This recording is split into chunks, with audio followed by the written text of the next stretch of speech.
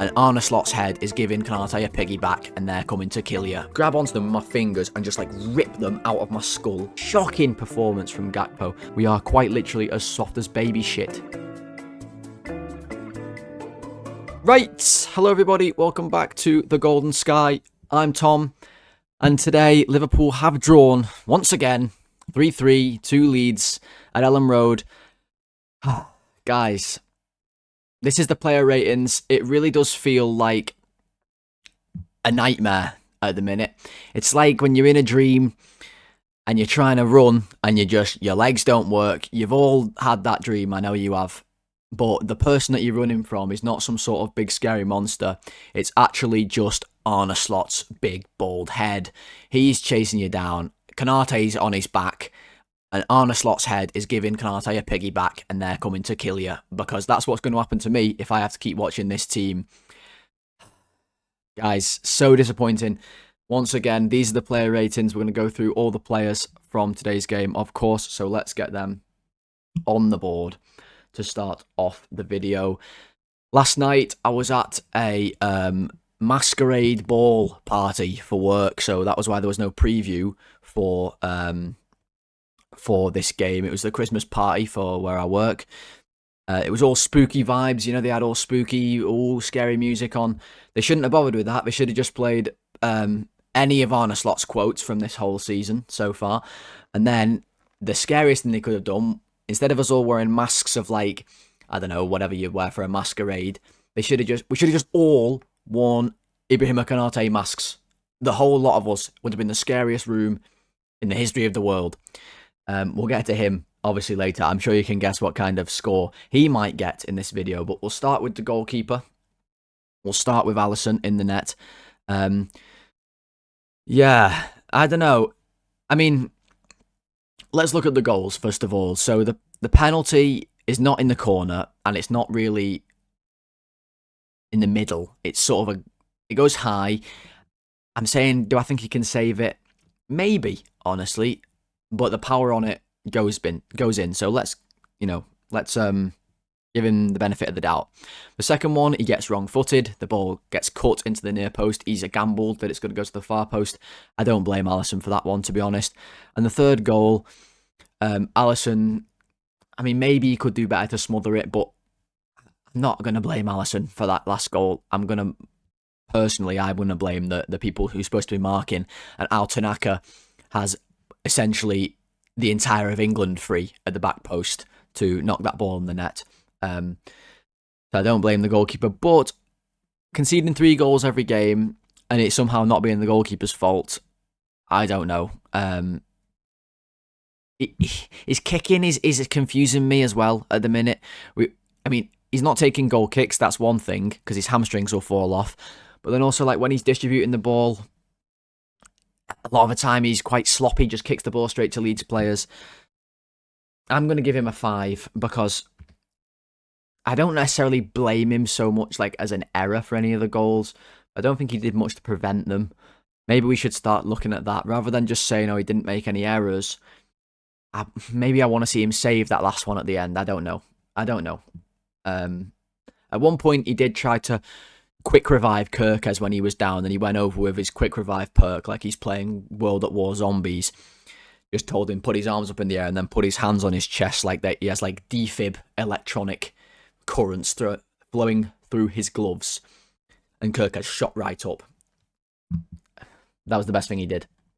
Bradley, right, great cross for the second goal. Let's start with that.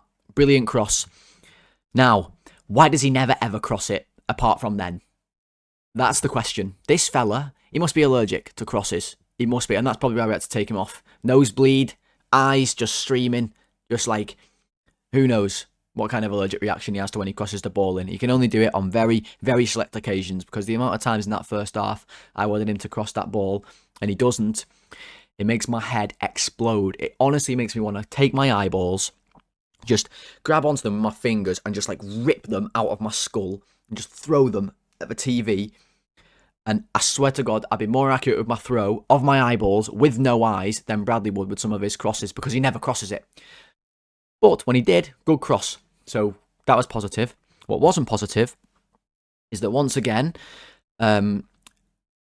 just before half-time, he just randomly decides now would be a good time to absolutely scythe down a Leeds player for a yellow card. That'd be a good move, actually. So that's what he goes and does. Just absolutely smashes one of their players. Pure reducer in the middle of the pitch.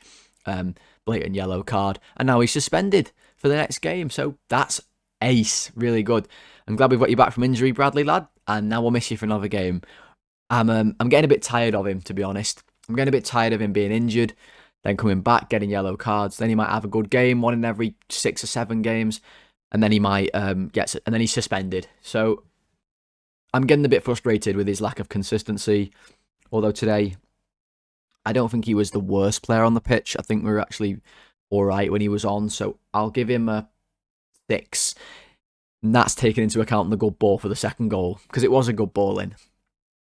Okay, now, here we go, everybody. The man of the moment, once again. This absolute catastrophe, calamity. He has to come out with a team.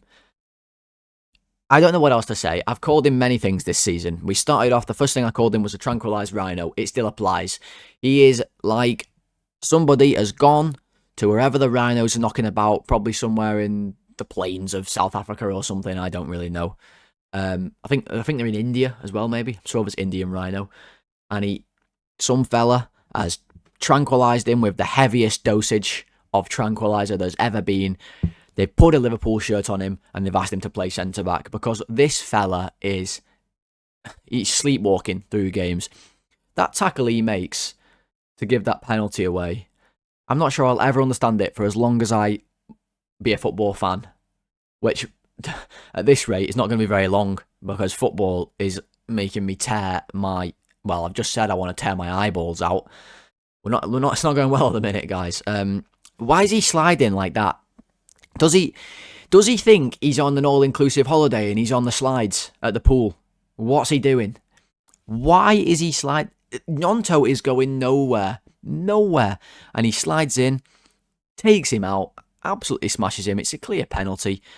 I don't know. Maybe him and Conor Bradley have been reading the Degsy Lovren How to Defend handbook. Because, honest to God, Lovren, who was the rashest defender I think I've ever seen in my life, is streets ahead of him at the minute. And I want to say as well, the first game Arne Slot had with Liverpool, he takes Kwanzaa off at half-time and he put Konate on. And we all said, wow, what a ruthless manager this guy is. Right, he's now sold Kwanzaa to Bayer Leverkusen. And it means we have to play this clown every week. I mean, are we having a laugh? Have you ever heard of Doink the Clown? Right, he was a wrestler from like the 80s, yeah, fella who dressed up as a clown. Honestly, Konate give him a run for his money at the minute. He's a circus defender, complete circus. Kwanzaa must be streets ahead of Konate. He must be. There's no way he can be this bad. The second goal as well. It's not entirely his fault, but he's watching Stack. He's looking at him. You're thinking, okay. And then he drops off 10 yards to his goal line. Where's he going? I mean, where is he going? Is he lost? He must be. He needs a map. He needs a compass. He needs an orienteer. He needs anything to find his way to form. I don't know if he'll ever find form again. It is a disaster. And we'll probably give him a 200 grand a week contract any minute now.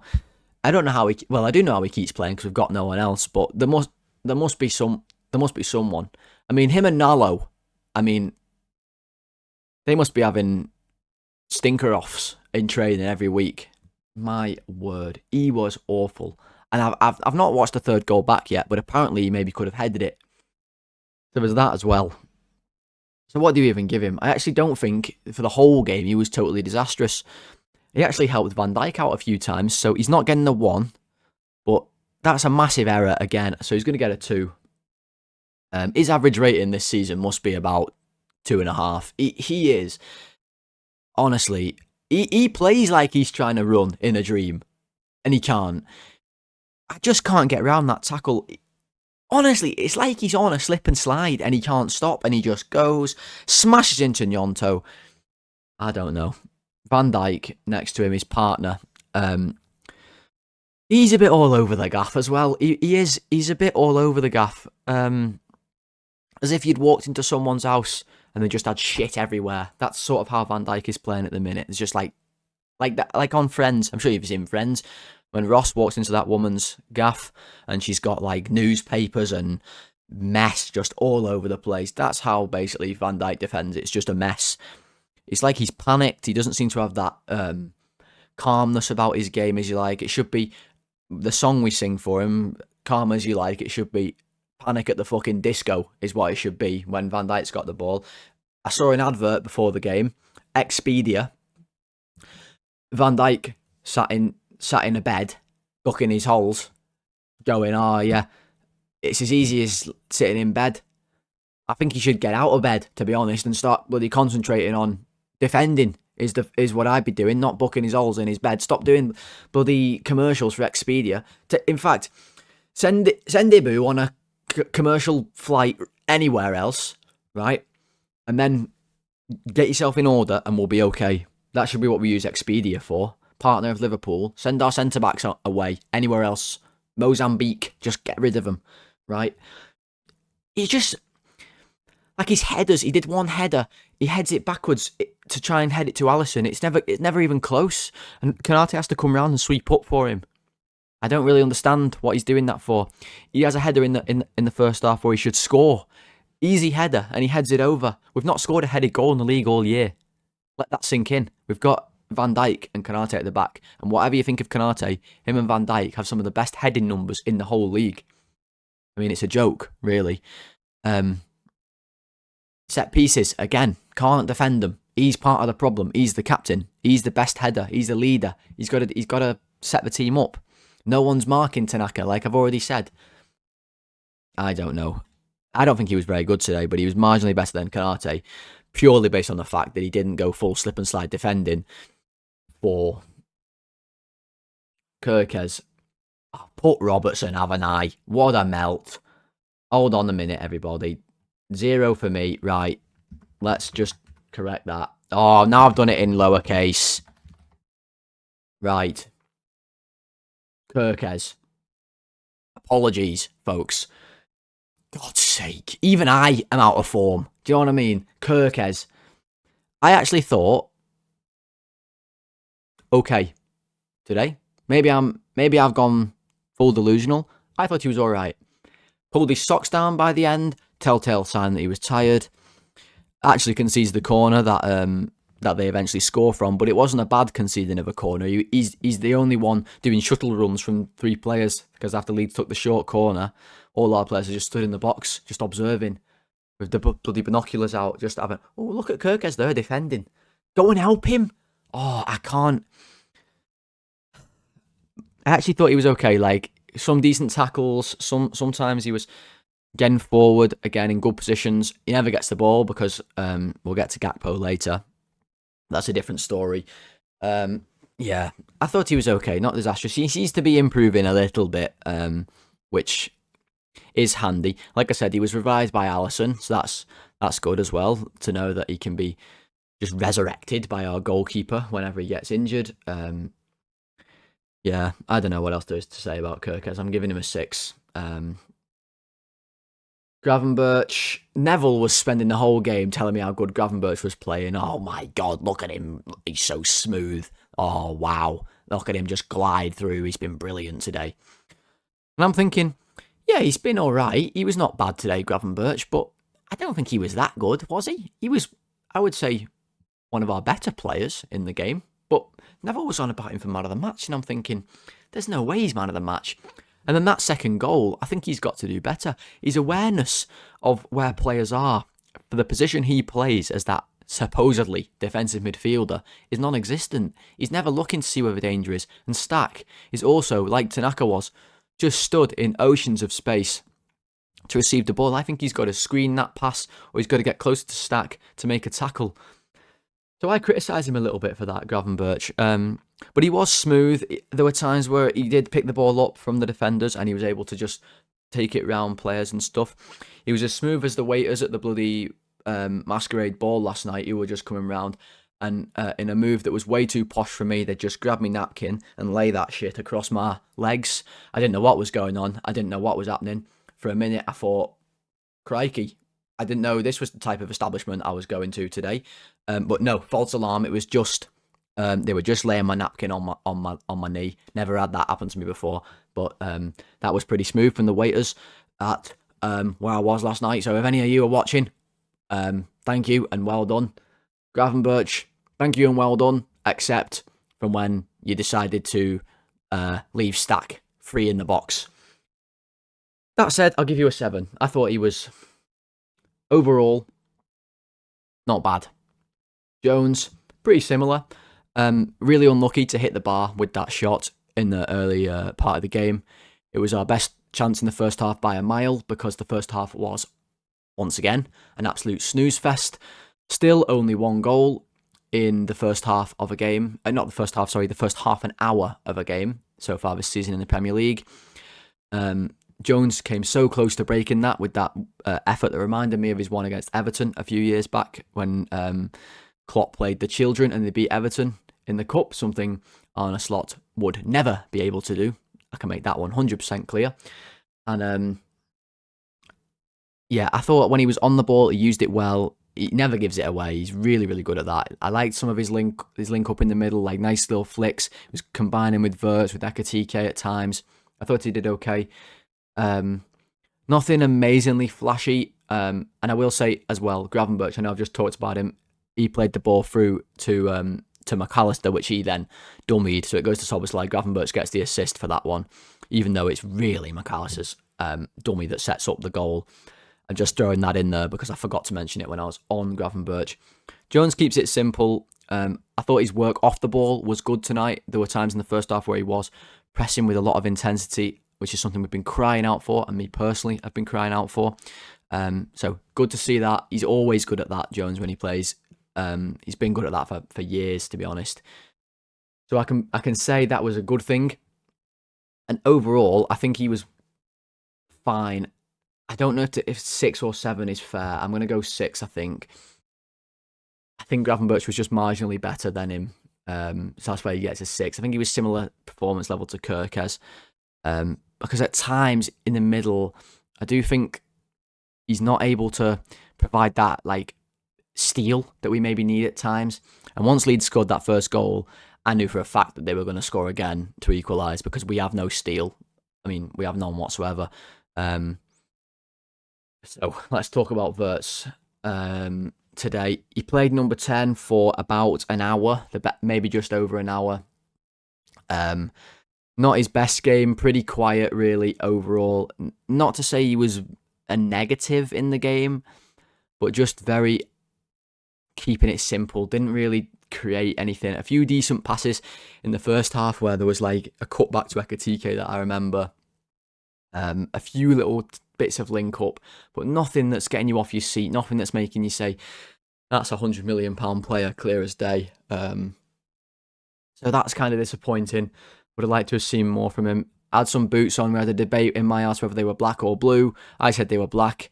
Everyone else said they were blue. I mean, they were defo black, and then they had blue accents. Let me know if you had that same debate. It was like the bloody yellow and gold, blue and black dress all over again. So that was fun. That was something to do in the first half because I'm telling you something, our football in the first half of games is the most boring shit in the history of the planet. And if you could somehow bottle it up, put it into a syringe and inject that shit into people, it'd be the world's best local anaesthetic that's ever been invented. It would just put that person right to sleep like that. They'd be out for the count. But as long as you need them to be, just a little injection on a slot ball, first half slot ball.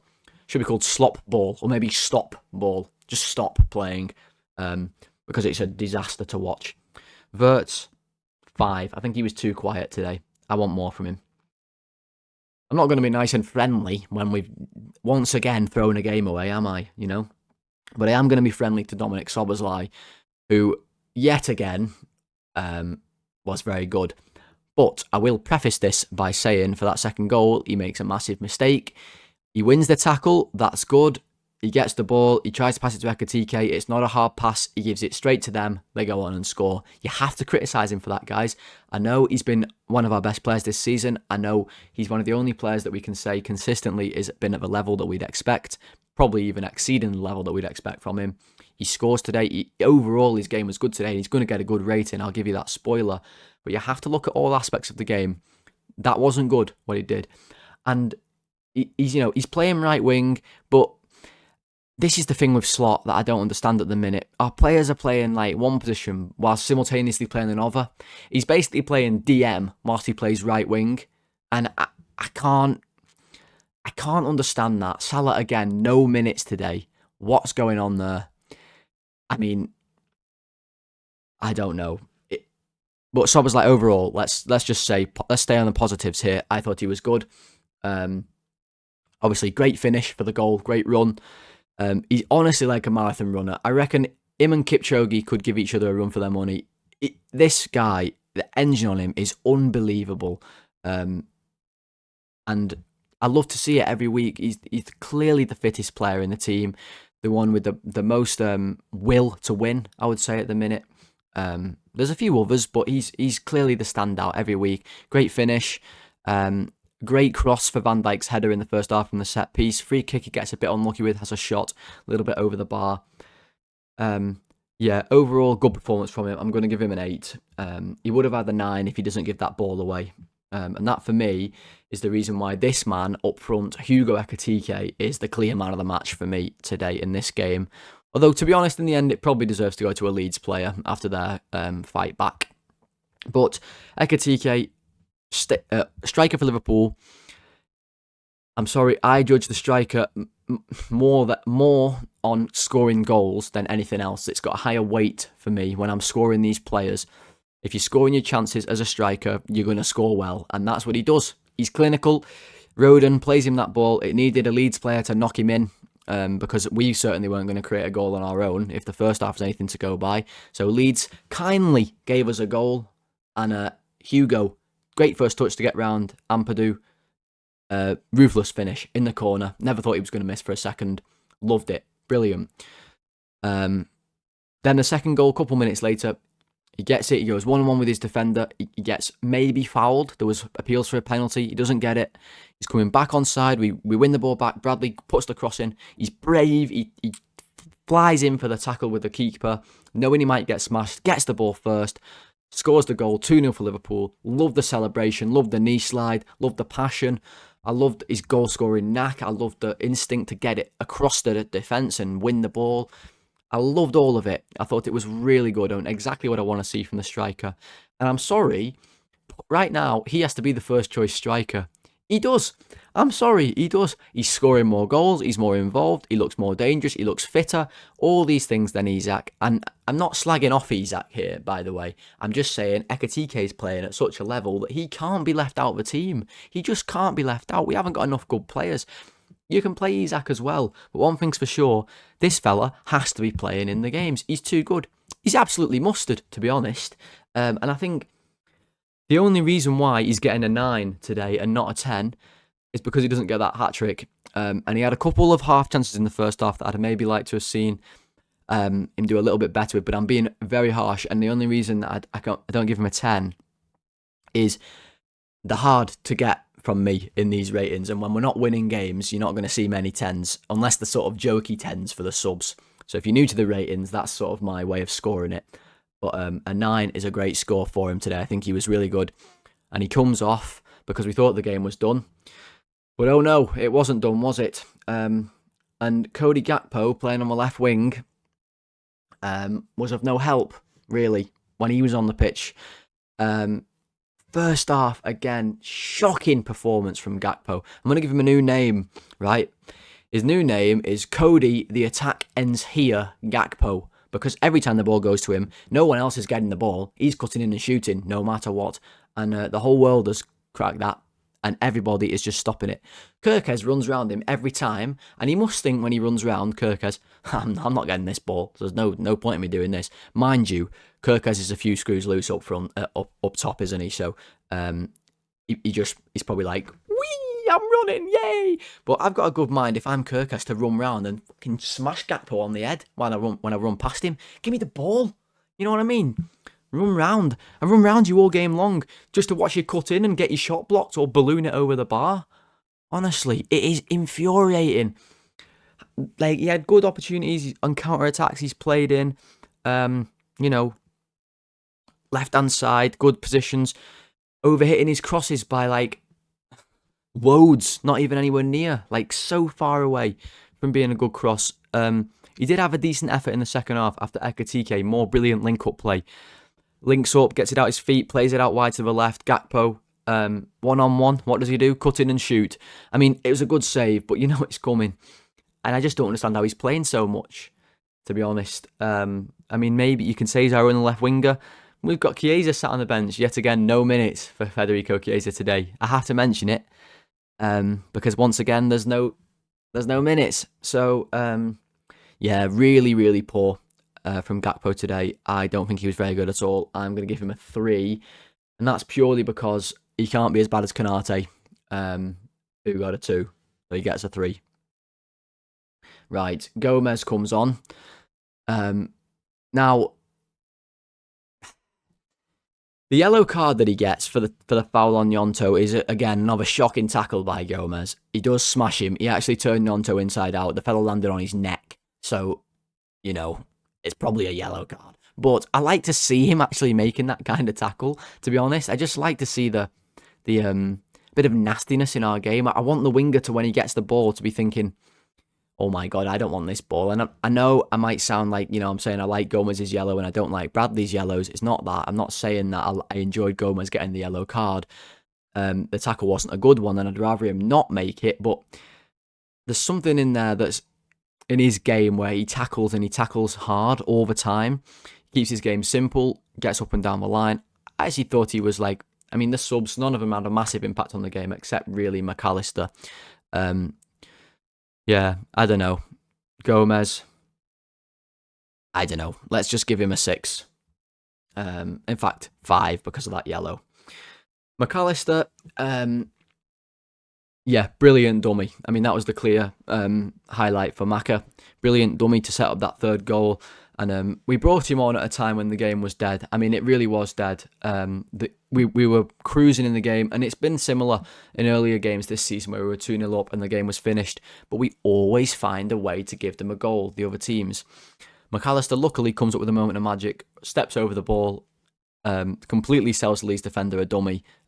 That fella was off to the shops for Maka, getting him some of that, how do you say it, mate? Tea? The tea thing that he drinks out the coconut-looking cup. The one. Getting him some of that. While Dominic Szoboszlai knocks the ball in the net and then blew someone a kiss in the crowd. Love to see that from Szoboszlai. Wish it was me he was blowing the kiss to, by the way. But it wasn't. That's a whole nother story. He's really good looking. McAllister, 7. It was a good dummy. Isak, I don't understand. Do you know what I hear the commentators say? Britain's most expensive footballer sat on the bench, and not just that, he's the 4th most expensive footballer of all time, and he's on the bench for 85 minutes basically, and he only comes on because Ekitike is tired. I just do wonder, I'm sure Isak will go on to score a lot of goals for Liverpool, but at the minute, it does feel a little bit like a waste of a signing.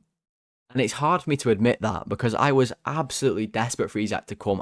I was driving around the local area to find the hotel that he was supposedly rumoured to be in. I rang up the estate agents of his gaff to find out if it was sold or not when I saw it on Rightmove. I was on Google Maps comparing pictures of his house that was listed on Rightmove from that of an article of when his house got robbed. I was going full detective mode to try and work out if this signing was going to happen. And the reality is, at the minute, Ekitike is a better number 9 than him for Liverpool. Now, I get why he doesn't start today. He's played the last 2 games. I get it. And I'm not saying that his performance today is the reason why I don't think it was a good signing, because he only gets a couple of minutes. But I just don't really understand Slot's plan with him. And I see Ekitike playing like that. Not to say Ekitike was involved loads, but he's certainly involved more than Isak, and he's getting the goals. I go on YouTube today. What do I see again? Yet again, another interview from a Liverpool player. Isak saying he's not happy with his start to life at Liverpool. Good message to say, don't need to do an interview to do it. We all know. Just play. You don't need to be doing interviews, mate. That said, he has a header that goes quite close, and other than that, I don't think he touched the ball. So I'm giving him a 6 today, but yeah, just a bit unsure. And then Endo comes on. Endo comes on to try and shore out the game. Or at least try and see out the game, try and shore it up. God, he made a tackle or two. I don't know. There wasn't really a lot of Endo action, which is always disappointing. The reality is, guys, we are the softest team in the league, and we are quite literally as soft as baby shit to score against. Like, as soft as silly putty or Play-Doh or whatever, depending where you are in the world. You could basically build Liverpool out of Play-Doh and just knock them down, and that's how easy we are to score against. And Endo comes on to try and provide a bit of steel, and it didn't work, did it? Because Leeds scored again. Another game with 3 goals conceded. Another game where we throw away a 2-goal lead. Another game where we concede in the last minute. It's a bad pattern. It's a bad pattern that's gone on for way too long, and I am really worried. Please, somebody, anybody, just make it stop. Just end it. Just make it. I can't hack this anymore. When I made this channel, it was supposed to be like, oh, we're so good, we're smashing everyone, look how happy we are, hey, we're having a little laugh and joke. And every week it's like I come on and I have to rant every week. Endo sticks, not his fault. Yeah, really disappointing once again. The only good thing from today's game were Szoboszlai again and Ekitike welcoming a few fellas to the Louvre with them 2 goals. That was it. Scored the goals. Welcome to the Louvre. That was the only good parts. Everyone else, Konate especially, Gakpo, his younger brother, shite. And that's the match ratings, guys. That is Liverpool 3, Leeds 3, or the other way around. Another terrible result. I don't care how you want to dress this one up. Maybe we were a bit better. The reality is we've played Sunderland and Leeds in our last 2 games. We've got 2 points, 2 promoted sides. We are cooked. And, yep, I'm going to end the video there. I have nothing else to say. Arne Slot, make your own opinions about him. I'm not going to say anything in this video. But if you did enjoy the video today, guys, please do drop it a like. We're trying to get to 20 likes on the video. I'd love to say to you all, thank you very much for the support on the latest videos. It's been really, really good to see. Really appreciate it. Hitting that like target. So let's hit it again. 20 likes. Comment away your ratings, whether you agree with any of mine, your thoughts on the game, and subscribe to the channel as well. We are trying to hit 250 subscribers, and we are getting closer and closer with every video. So please do hit subscribe if you are new around here. I really do appreciate you watching. And easing the pain together of this hellish hell that Liverpool are putting us through. The cardiac Reds, that's what we are. Go and enjoy the rest of your weekends, guys. Don't let Liverpool ruin it again, because they are simply atrocious. Alright, guys, thank you very much for watching. Goodbye.